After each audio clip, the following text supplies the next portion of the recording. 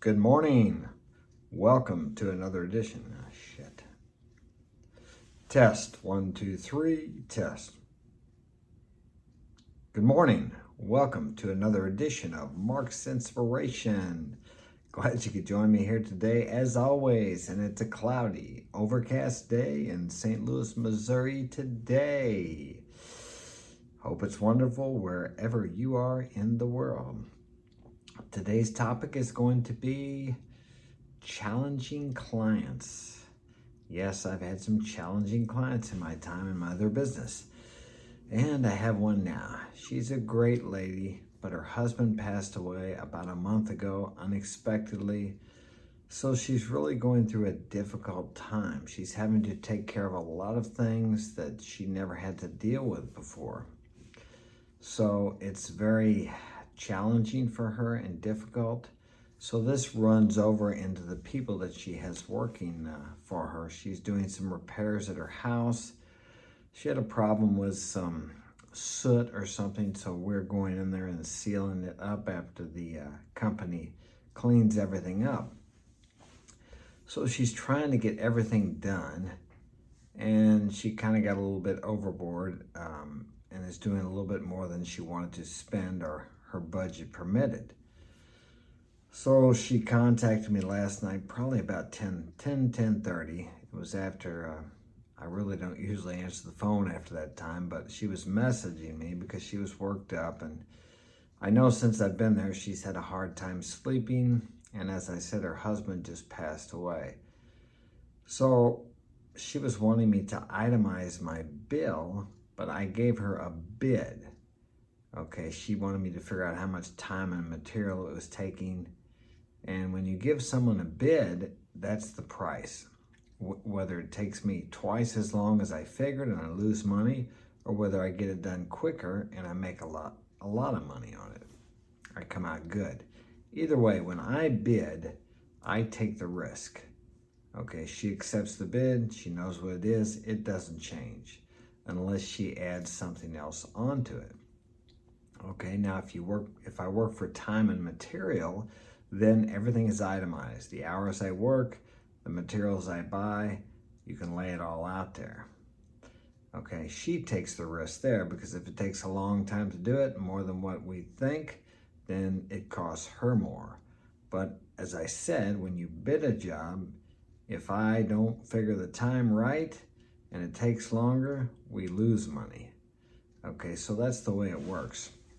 She's, how would I say, more secure if I bid it, if she accepts and likes it, and I'm actually more secure if I bid it time and material because there's no loss for me no matter how long it takes in case we run into something that takes longer than what we anticipated. But she doesn't understand that because her husband took care of all this through the years. So I received many long text messages last night. She was trying to figure out how all this works, so I explained it to her. I in the end told her, I said, look, I said, if you would like to get someone else to finish the job because she's spending more money than she wanted to, she's not blaming me, but she's just trying to figure out how she can get all this done because she's went over her budget. I told her, I said, well, I said, if you want to not do some of the things I bid, of course, I can take that off. I did guess what amount of time it would take to do certain things, or figure. It's an educated guess from experience. So I told her that, yeah, as I said, if she wanted to get someone else to do it, that's fine. I wouldn't be angry with her. Well, I went to bed. Well, then she wrote me another message back, quite long, and wanted to make sure that I was going to do it. She was happy with us and the boys, and she wasn't blaming us or questioning us for anything. Okay, the reason I'm bringing this up is because if you're self-employed or you want to be an entrepreneur, you're going to deal with people, and sometimes you deal with people that are maybe under some emotional duress. And this is going to spill over to you. Okay, you have to not take it personally because it's not personal. And another thing it helps is I'm honest about my bids. I figure what it'll take. I give them an honest price. I don't charge people with money more. I have a lot of multi-million multi-million-dollar clients, I charge them the same as I would someone who has a net worth of $100,000 or $50,000 or no net worth at all. Now, I'm not saying I don't give some people a break sometimes if they're really struggling. I had a lady one time, she was a single mother. She wanted some painting done, so I worked with her and I cut her some slack because I knew she didn't have much money. But if someone's, financially stable, I bid them the same as someone who's financially affluent.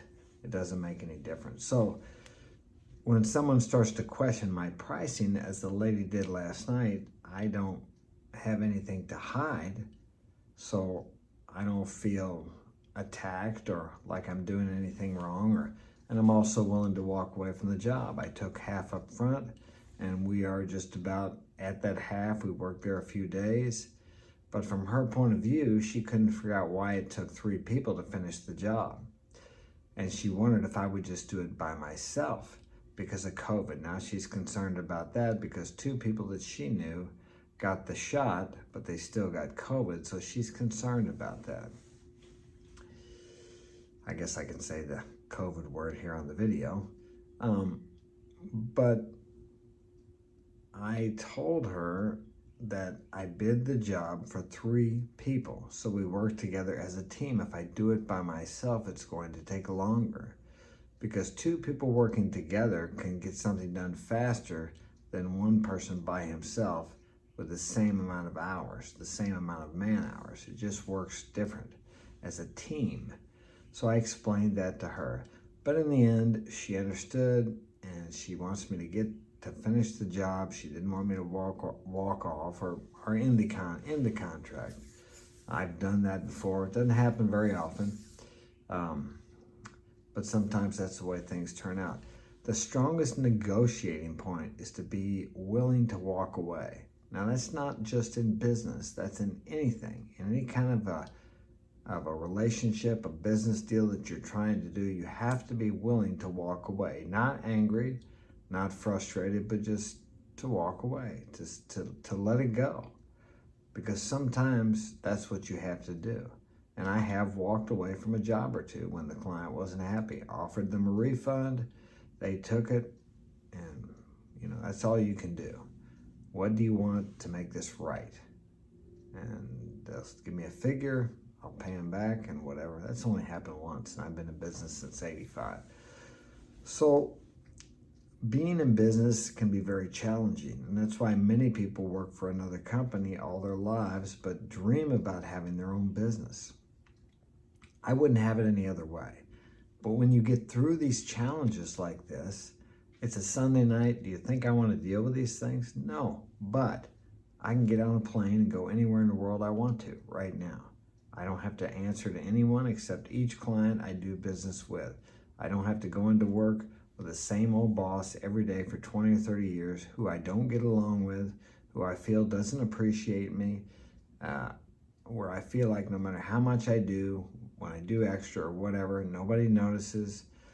I could go on and on about that. I'm just not a company man in that respect. So if you want to be an entrepreneur, you want to be self-employed, there are going to be some challenges, but the reward is worth it. I wouldn't be doing this right now if I were working for someone else, because my clock was off, so I'm running a little late this morning, but I can call my client and say, we're running a little late this morning. We're going to be there about a half hour later. Not a problem. This is a previous client I have today, not the one I was speaking about earlier. I've done business with this man for 20 years. We have a great relationship, and it's not a problem. We work together. So we make a lot of friends. I have a lot of good friends in business, and I meet a lot of successful people, and guess what? They rub off on me. You become part of what you are around. Something to remember. You will be the average of your 5 closest friends. So be careful who you hang around with, who you spend time with. Do you want to be like those people? If so, continue to hang around with them. If not, then find another group of friends. That's all we got time for today. Smash that like button, subscribe, check out my books, Coming Back Home, The True Adventure of Mark Daniels, and The Power Is Within. Both available on Amazon Books. Have a great day.